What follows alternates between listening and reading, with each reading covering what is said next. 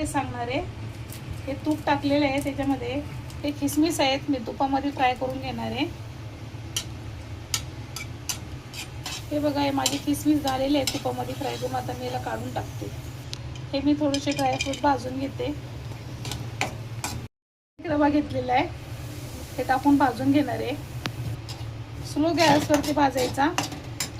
हे 2 चम्मच तूप टाक. हे बघा, आता कलर चेंज झालेला आहे. रवा माझा भाजलेला आहे.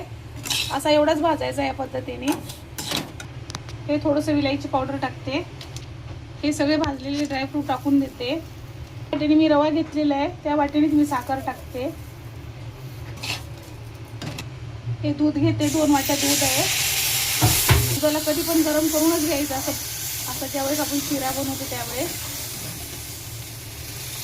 हे माझा शिरा बनवून झाला. वरतून थोडंसं 1 चमचा तूप टाकते परत.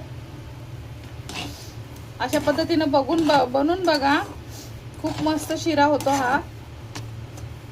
आवडली तर माझ्या ह्याला लाईक करा.